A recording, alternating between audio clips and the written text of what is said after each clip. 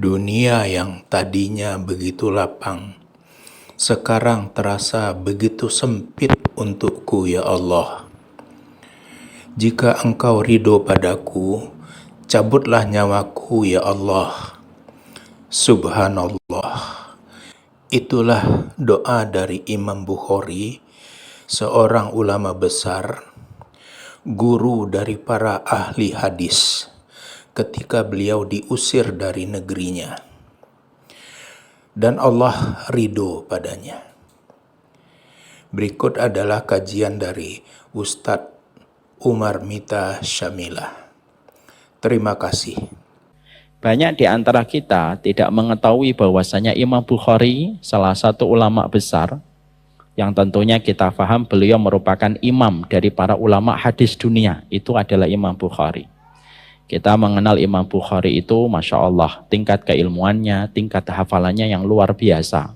Dan bagaimana kesungguhan beliau sampai beliau memiliki sebuah karya abadi, monumental. Kitab yang paling sahih setelah Al-Quran, yaitu adalah kitab Sahih Bukhari. Tapi sedikit dari kita yang tahu bahwasanya seorang Imam Bukhari itu memiliki ujian berat, Pak.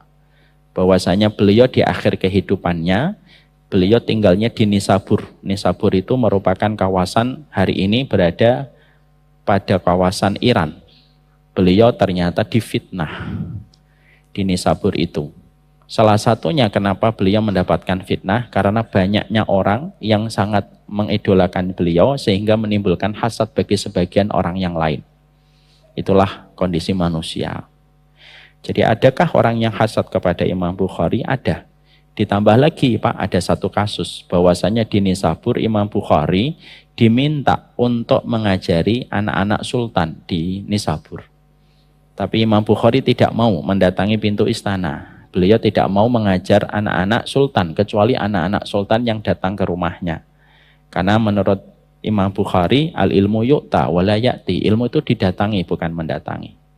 Penolakan ditambah berita-berita minor dan negatif tentang Imam Bukhari menjadikan penguasa Nisabur itu marah, murka. Dan Imam Bukhari itu diusir Pak dari Nisabur. Akhirnya ketika Imam Bukhari diusir dari Nisabur, beliau melakukan rihlah perjalanan ke Bukhara. Dari Nisabur ke Bukhara, daerah Uzbekistan itu kurang lebih hampir 9.000 km. Dan itu ditempuh oleh Imam Bukhari dalam kondisi beliau terusir dari Nisabur. Padahal beliau ulama besar. Ketika pertama kali beliau balik ke Bukhara, karena nama dari Imam Bukhari itu nama aslinya adalah Muhammad bin Ismail bin Ibrahim. Beliau kembali ke Bukhara, salah satu daerah Uzbekistan, Pak. Daerahnya indah, Pak. Nanti kalau Bapak dan Ibu punya rezeki, datanglah ke Uzbek. Saya bukan promo ya, saya tidak mendapatkan bayaran apapun. Maka ketika beliau balik ke Bukhara, maka pada saat itu beliau disambut oleh ribuan warga Bukhara yang menyambut beliau. Tapi itu tidak bertahan lama. Penguasa Bukhara mendapatkan surat dari penguasa Nisabur, kalau mereka masih mau bekerja sama, penguasa Bukhara harus mengusir Imam Bukhari. Akhirnya Imam Bukhari diusir pada malam sebelum Idul Fitri, Pak. Dan pengusiran itu dilakukan dengan begitu kasar. Karena Imam Bukhari tidak sempat untuk mengumpulkan buku. Mbak, malam ini harus pergi. Saya ngerapiin buku dulu, enggak, pergi. Itu Imam Bukhari. Imam Bukhari akhirnya tidak membawa kecuali apa yang beliau bisa bawa berserta dengan pakaian yang menempel pada beliau. Lalu beliau menuju ke Samarkand. Samarkand itu salah satu kota kedua setelah Tashkent di Uzbekistan, tidak terlalu jauh dari Bukhara. Dan ternyata penguasa Samarkand pun sudah mendapatkan perintah dari penguasa Bukhara supaya tidak menerima Imam Bukhari masuk ke Samarkand. Itu Imam Bukhari, Pak. Akhirnya beliau tertahan di border, beliau tertahan di perbatasan Samarkand, tidak bisa masuk ke wilayah Samarkand. Akhirnya beliau berhenti sejenak, lalu beliau sempat mengadu kepada Allah. Dunia ini asalnya begitu luas untukku ya Allah, tapi hari ini dunia sudah terasa sempit untukku. Cabutlah nyawaku kalau engkau berkenan dan engkau ridho. Tidak lama setelah itu Imam Bukhari meninggal dunia di pinggir jalan, Pak. Itu Imam Bukhari. Banyak orang tidak tahu. Jadi Imam Bukhari tidak meninggal di kamar-kamar istana. Imam Bukhari tidak meninggal di kamar besar kayak ustadz-ustadz hari ini kayak saya gitu. Tidak meninggal di kantor-kantor dan pondok-pondok gede kayak saya gitu mungkin. Tapi Imam Bukhari, imam ulama, seluruh para ulama hadis meninggalnya di pinggir jalan. Karena beliau terusir dari rumahnya dan tidak bisa masuk ke Samarkand, dan beliau saat itu bingung mau kemana, beliau akan mengayunkan langkah kakinya. Seorang Imam Bukhari. Seseorang yang ketika akan meletakkan hadis, maka beliau bersungguh-sungguh, beliau sholat 2 rakaat, beliau mandi junub, beliau sholat 2 rakaat, baru meletakkan 1 hadis. Orang yang dinobatkan paling pintar dalam hafalan sepanjang sejarah sampai hari ini, Pak. Orang yang pernah menghadapi 10 orang, membawa hadis, setiap satu orangnya 10 hadis. Diacak, Pak, antara matan dengan sanad. Bapak harus paham, matan itu isi, sanad itu an itu namanya sanad. Dan ketika beliau diuji, pada usia masih belia 15 tahun, semua 10 orang, dia duduk di sidang sama 10 orang. Lalu setiap satu orang menyampaikan 10 hadis yang sudah diacak secara sembarangan. Didengarkan semua hadis itu ada 100, didengarkan dengan baik oleh Imam Bukhari. Lalu Imam Bukhari, setelah hadis yang ke-100 yang terakhir disebutkan, Imam Bukhari dengan begitu tenang mengalir ilmunya berkata, dari hadis yang pertama, hadis tadi yang kamu sebutkan salah. Hadis yang salah bunyinya begini, yang kamu tadi sebutkan. Yang benar begini. 1, 2, 3, 4, 5, sampai 100 hadis. Jadi beliau bukan hanya membetulkan 100 hadis, tapi menyebutkan 100 hadis yang salah yang diacak sama yang menguji beliau. Itu Imam Bukhari. Dan Bapak tahu apa selain dari kesedihan yang kita rasakan, dari kesedihan Imam Bukhari rahimahullahu ta'ala, kita juga belajar apa tirakat, apa mujahadah seorang bapak dan ibunya Imam Bukhari sampai memiliki anak secemerlang Imam Bukhari yang namanya abadi di dalam lesan para penuntut ilmu bahkan ratusan tahun setelah beliau meninggal dunia. Mari kita bedah, Pak, di dalam biografi dan manaqibnya Imam Bukhari. Maka sesungguhnya Imam Bukhari itu akhirnya menjadi ulama besar karena 2 tirakat, tirakat bapaknya dan tirakat ibunya. Tirakat ibunya adalah ketika Imam Bukhari lahir dalam kondisi buta.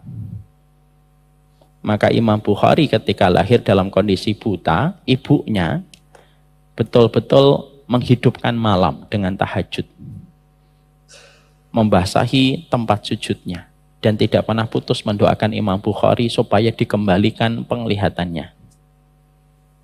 Maka hampir 1 bulan atau 2 bulan setelah beliau memanjangkan doanya, memanjangkan tahajudnya, tirakatnya di dalam doa dan sholat, satu malam ibunya ketika lelah berdoa tertidur di atas tempatnya beliau beribadah. Lalu beliau berjumpa dengan Nabi Ibrahim. Lalu Nabi Ibrahim berkata, Innallaha qad radda basara ibnik. Sesungguhnya Allah telah mengembalikan penglihatan anakmu. Bangun ibunya dan mendapati Imam Bukhari kecil sudah mulai ada tanda-tanda melihat. Dan tanda melihatnya Imam Bukhari itu berangsur-angsur. Sampai akhirnya sempurna penglihatan Imam Bukhari. Tirakatnya seorang ibu. Makanya kita, Pak, sebagai seorang laki-laki, kalau kita tahu doa istri kita 3 kali lebih mustajab daripada doa kita sebagai bapak untuk anak-anak kita, kasih tahu sama istri kita, doamu 3 kali lebih mustajab daripada doaku. Berdoalah yang sering kepada anak-anak kita, karena aku kalau berdoa kalah 3 kali set daripada doamu. Kamu boleh marah kepadaku, kamu boleh kecewa sama aku, tapi kamu tidak boleh menghentikan doamu untuk anak. Dan laki-laki yang baik adalah laki-laki yang terus mengingatkan istrinya untuk mendoakan anak-anaknya. Karena apa?